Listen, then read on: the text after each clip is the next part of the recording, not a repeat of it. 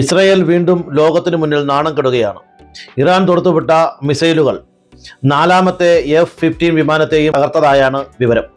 Missile ആക്രമണത്തിന് നിരവധി പ്രദേശങ്ങൾ തകരുകയും ഒരാൾ കൊല്ലപ്പെടുകയും 15ഓളം പേർക്ക് മാരകമായി പരിക്കേൽക്കുകയും ചെയ്തിട്ടുണ്ട്.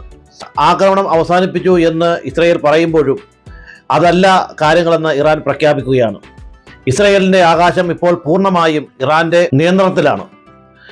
കഴിഞ്ഞ ദിവസം റവല്യൂഷണറി ഗാർഡ് പ്രഖ്യാപിച്ചതുപോലെ അവരുടെ പ്രതിരോധ സംവിധാനങ്ങളെല്ലാം പൂർണ്ണമായും തകർക്കപ്പെട്ടു.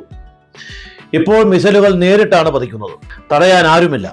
അല്പം മുമ്പ് ഇറാന്റെ റവല്യൂഷണറി ഗാർഡ് തെല്ലവീവ്, ഐലാൻഡ്, ഗോഷ്താൻ തുടങ്ങിയ മേഖലകളിൽ വൻതോതിൽ മിസൈൽ ആക്രമണം നടത്തി. ബാദിയ മേഖലയിലെ ഫ്ളാറ്റുകൾ തകർന്നതായും ഓറോൺ, പെറ്റാഡുക്ക എന്നിവിടങ്ങളിൽ വലിയ തീപിടുത്തമുണ്ടായതായും വാർത്താ റിപ്പോർട്ടുകൾ സൂചിപ്പിക്കുന്നു. ഇത്തവണ ക്ലസ്റ്റർ മിസൈലുകളാണ് ഉപയോഗിച്ചിട്ടുള്ളത്.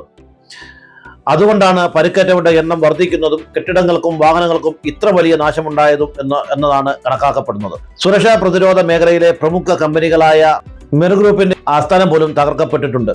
ആക്രമണം ഇറാനിൽ നിന്ന് മാത്രമല്ല, വടക്കൻ അതിർത്തിയിൽ ഹിസ്ബുള്ളയും ഇന്ന് രാവിലെ ആക്രമണം ശക്തമാക്കി.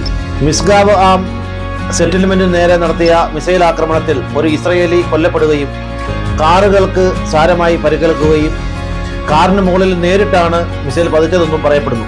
ഇറാൻ പ്രതിരോധ സേനയുടെ ഏറ്റവും പുതിയ അറിയിപ്പ് പ്രകാരം ഹോർമൂസ് ദ്വീപിന് സമീപം ഇസ്രയേലിന്റെ 4ാമത്തെ യുദ്ധവിമാനം തകർത്തു. വിമാനം തകരുന്നതിന്റെ ദൃശ്യങ്ങളും അവർ പുറത്തുവിട്ടിട്ടുണ്ട്.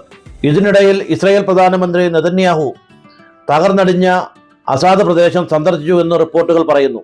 മറ്റു രാജ്യങ്ങൾ ഈ യുദ്ധത്തിൽ പങ്കുചേരണമെന്നാണ് അദ്ദേഹം ഇപ്പോൾ ആവശ്യപ്പെടുന്നത്.